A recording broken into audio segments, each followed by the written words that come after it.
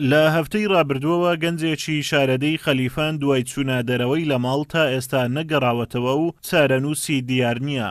دەستگا ئەمنیەکانیش سەرقاڵی سۆراخکردنین. هەڵکەوت ئەسعەد تاهیر خوێندکاری قۆناغی یەکەمی کۆلێژی شەریعەیە لە زانکۆی کۆیە و دانیشتووی ناحیەی خەلیفانی سەربەقەزای سۆرانە. هەفتەیەک دەبێت لەم دەرگایە چووەتە دەرەوە و تا ئێستا نەگەڕاوەتەوە. دایک و باوکی هەڵکەوت بە چاوی فرمێسکەوە باس لە ڕۆڵەکەیان دەکەن و داوا لە هاوڵاتیان و دەستگا ئەمنیەکان دەکەن هاوکاریان بن لە دۆزینەوە و دیاریکردنی چارەنووسی ڕۆڵەکەیان. ئەو کوڕە ئاخر وێنەیتی سەر و سۆراغی ئەو کوڕم بداتێ ئەو کوڕە لە ڕۆژی 23 مانگەوە لێم بزر بووە کە لێم بزر بووە سبەری لە مارە چوویتە دەرێ سەعات 8:30 ئیدی پاشی 8:30 تەلەفۆنیان لۆ کردێت دیار بوو پاشی سەعات 8:30 لۆ نۆی تەلەفۆنی قەپاتە ئەو کوڕە خوێندکارە لە کولێی شەریعەی کوێ لایانی پەروەندیدار و هەموو دامەم دەستگای ئاسایش و پۆلیس و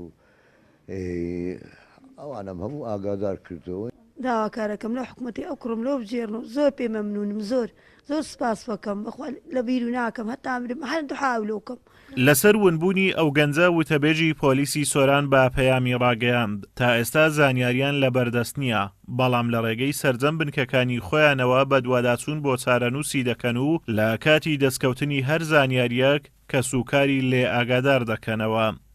بەپێی وتای باوکی بێتەن ناوبرا و ماوەی 2 ساڵە باری دەرونی تەواو نییە.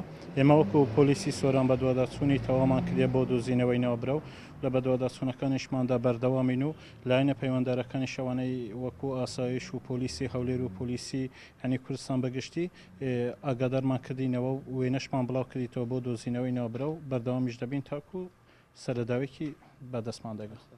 بەپێی ئاماری پۆلیسی قەزای سۆران تەنها لە ماوەی 2 مانگی ڕابردووەوە لە سنووری قەزاکە 6 هاوڵاتی ون بوون و لەو ژمارەیەش توانراوە 4 کەسیان بدۆزرێنەوە کەسێکیشیان بە مردووی دۆزراوەتەوە. لە ئێستاشدا دەستگا ئەمنیەکان لە هەوڵی سۆراخکردنی بە دوای هەڵکەوت ئەسعەد تاهیری تەمەن 22 ساڵن. ئازادۆمەراوەی کەناڵی ئاسمانی پەیام شارەدەی خەلیفان.